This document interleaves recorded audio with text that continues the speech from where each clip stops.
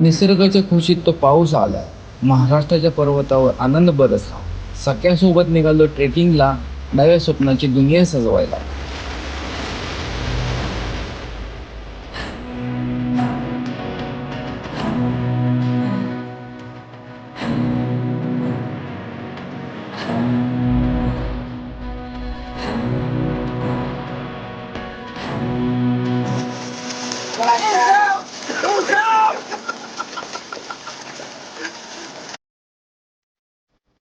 जय शिवाजी, जय महाराष्ट्र. एकदम भारी ट्रेक. गणपती बाप्पा. जय महाराष्ट्र मित्रांनो, सगळ्यांना शुभ सकाळ. आपल्या महाराष्ट्राची शान म्हटलं की सह्याद्रीच्या रांगा.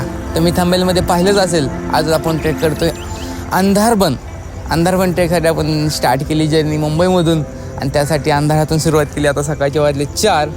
आपल्याला जायचे पुणे जिल्ह्यातील मुळशी तालुक्यामध्ये, जे की तिथून आपली ट्रेकिंग आहे. आज आपली हक्काचे गिरीमानस टीम, तसेच माझे जिव्हाळ्याचे मित्र बारामती, जेऊर, करमाळा इथून माझे काही मित्र आलेत. तर आपण ट्रेक स्टार्ट करतो आहे.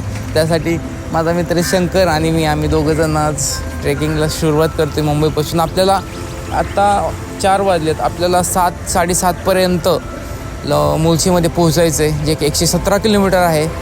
ते इथून आपण जर्नी स्टार्ट करतो आहे मुंबईपासून.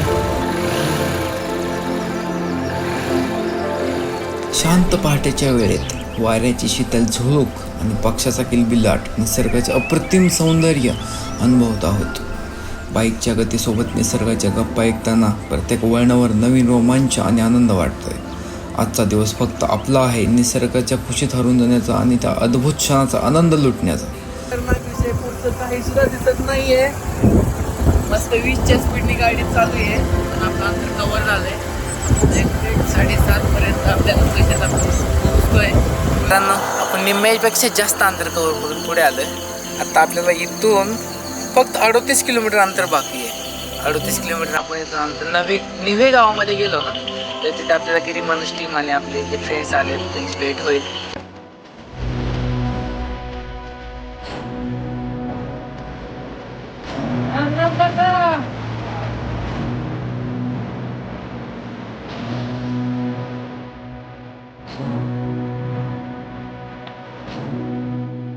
मित्रांनो, आपण निवे गावामध्ये पोहोचलो. इथून अंधारबन ट्रेक 4 किलोमीटर होत आहे. हे निवे गाव आहे. पहिलाच व्हिडिओतून झालाय.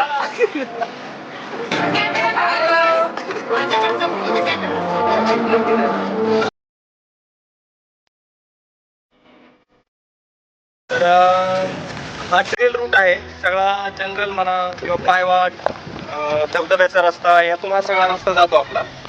तर आपण ॲक्च्युली ही घाटवाट आहे. पुणे घाटमाथ्यावरून आपण कोकणामध्ये उतरतो. खाली विरा म्हणून गाव आहे, त्या गावामध्ये आपण उतरत असतो. तर ह्या वाटेचं वैशिष्ट्य असं आहे की तुम्हाला ठिकठिकाणी धबधबे, पाण्याचे ओढे आणि देवकुंडसारखा वॉटरफॉल जो फेमस आहे, पूर्ण इंडियामध्येच फेमस आहे, हे सगळं आपण बघू शकतो ह्या रूटवरनं जाताना. घेऊन जावा.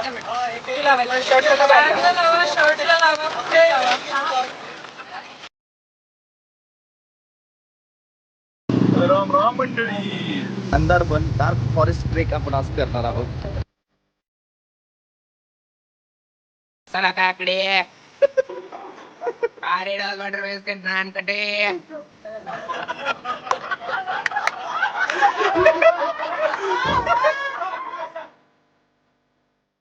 बोलले होते आपले जिव्हाळ्याचे मित्र दादा, शंकर, अमोल दादा, किसन मोरे, आपले 1 नंबर तिकडे गेलो तर नेलं चालू. इकडे पाहिलं तर टीम कॅमेरा शूट माहित नाही आम्हाला. आपला कॅमेरा शूट करतोय.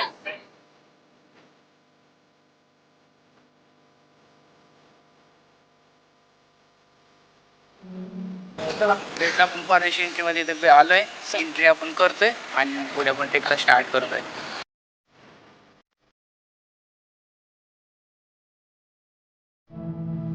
चला गिरीमानस टीम.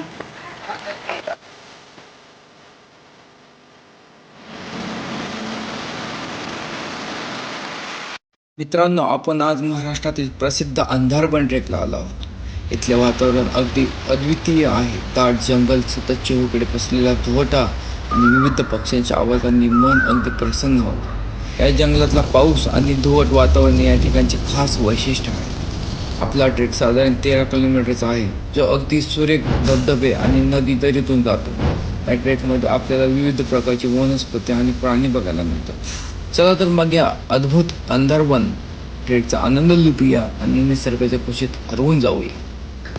असा पर्सनल लाईफमध्ये काय असा इफेक्ट होतो ट्रेकिंग केल्यानंतरचा, म्हणजे असं फिजिकली असेल किंवा मेंटली असेल? फिजिकली तुम्ही बघू शकता, बाकी मेंटली ते तर आम्ही कब का फॅन आहे आपके.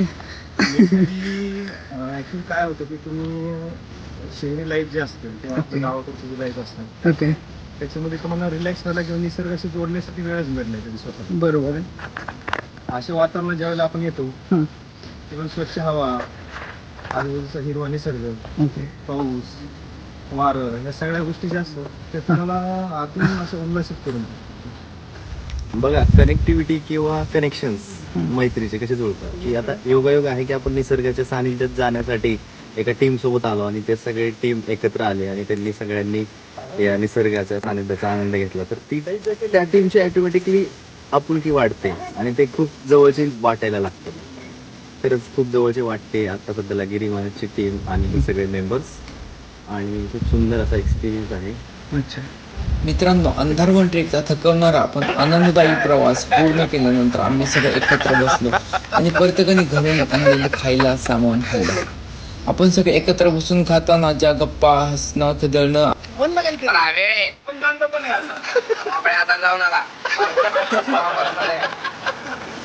हे क्षण खरंच अविस्मरणीय होतं. या स्वादिष्ट भोजनात आपली मैत्री अजून घट्ट झाली आणि निसर्गाच्या सानिध्यात हा अनोखा अनुभव खूप खास बनला.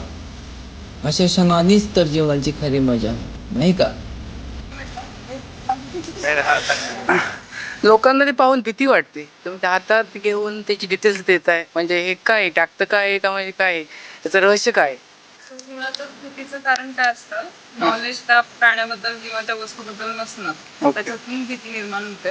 आता आम्ही हाताळतोय कारण आम्हाला त्या गोष्टीबद्दल माहिती आहे, तो कोणता, त्याला आयडी करता येत आहे, त्याला ओळखता येतंय. प्लस काय आहे की मुळात हा जो गैरसमज आहे भीती सापांबद्दलची, हा आपल्याकडे मुख्यतः पिक्चर मधून आलेला आहे. ओके, नागिन, नगिना. हॅबिच्युअली कसे असतात ना, साप हा समूहानं राहणारा प्राणी नाही. ओके. त्याला एकटं राहायला आवडतं, लपून राहायला आवडतं, कुणाच्या समोर येणं त्याला आवडत नाही कधीच. साप. हा, सापाला ओके. क्वचित कधीतरी ते त्यांची ना आपली भेट होऊ शकते, अन्यथा ते लपलेलेच असतात किंवा म्हणजे जेवढं त्यांना शक्य होईल तेवढं ते अंधाऱ्या भागातून किंवा निर्जन भागातून जायचा प्रयत्न. हार्मलेस आहे आपल्यासाठी हा साप, आणि अशाच हॅबिटॅट मध्ये राहतो तो. आपल्या इकडे पण सापडतो, पण ते झाडावर जास्त दिसतात कारण त्याचा मॉर्फ बघाल ना तुम्ही, हिरवा एकदम वाईन सारखा दिसतो. एखादी खरंच वेल अशी झाडावर असेल तर कशी दिसेल तसा दिसतोय तो, एकदम पातळ. आणि ह्याचे डोळे आडवे असतात, बकरीचे डोळे कसे असतात तसे आडवे डोळे असतात त्याचे. पकडला होता हिरवा, त्याची डिटेल्स दिली त्यांनी. ते सर्पमित्र आहे दोघे पण, आणि मी पण. आणि हा शंकर पण सर्पमित्र आहे, पण मला चान्स नाही भेटला साप पकडायचा. त्यांनी त्यावेळेसपर्यंत रिलीज केला होता.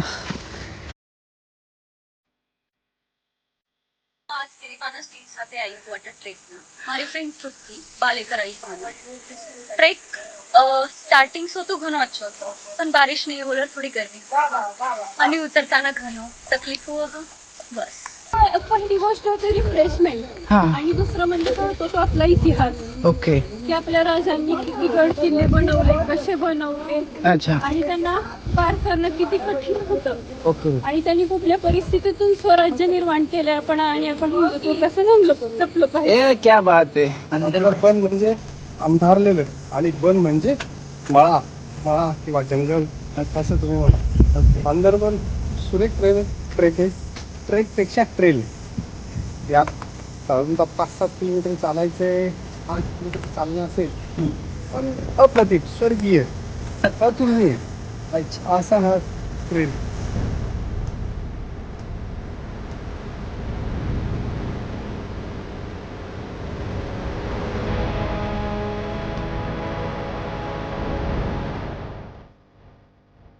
अंदरबनला हिस्ट्री नाहीये तशी काही. ओके. पण घाटवाटा म्हणून एक प्रकार महाराष्ट्रामध्ये फेमस आहे. ओके. घाटवाटा म्हणजे घाट माथ्यावरची गावं. ओके जसं की पुणे असेल, कोल्हापूर असेल, ही घाट माथ्यावरची गावं झाली. बरोबर आणि खाली कोकण, तळ कोकण किंवा कोकण हा पार्ट. तर ह्याच्यामध्ये साध्या गाडी वाटा तर आहेतच आहेत. ओके पण पूर्वीच्या काळी लोक काय करायचे, गाडी वाटांचा वापर करण्याच्या ऐवजी पाण्याच्या वाटा, बैल वाटा, बरोबर खेचरांच्या वाटा ह्यांचा वापर करायचे जाण्या येण्यासाठी कोकणात उतरायला. कोकणात उतरायला. हा, उतरण्यासाठी. तर हे वेळेचा पण वेळ पण वाचायची आणि जाणं येणं पण त्यांना सोयीचं असायचं. ओके त्यामुळे ही घाट वाटच आहे. ही एक घाट वाटत हा, ही एक घाट वाट आहे की जी तामिनी घाटाच्या थोडंसं अलीकडून खाली भिरा ह्या गावात उतरते कोकणामध्ये. ओके मी तुम्हाला खूप वेळापासून सांगत होतो की आमचा ट्रेक खूप सुंदर चाललाय, खूप मजा येते, खूप आम्ही आस्वाद घेतोय निसर्ग सानिध्यात राहण्याचा. प्रॉब्लेम काय झाला आता खरं सांगतो, तुम्ही वर बघा, डोंगर बघा, त्या डोंगरावरून खाली घसरत घसरत येण्यात जो त्रास होतो तो खूप तुम्ही वाटल्यास ह्यांचा त्रास द्या. त्रास झाला एवढं काय, फक्त उतरताना. उतरता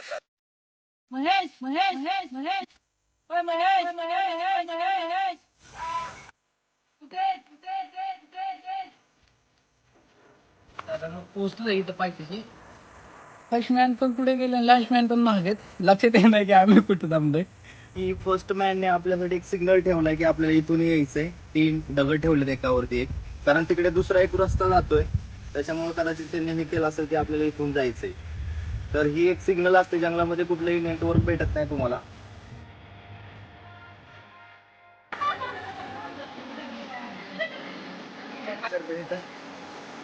वॉटरफॉल आहे, पोहोचायचं काय बसले.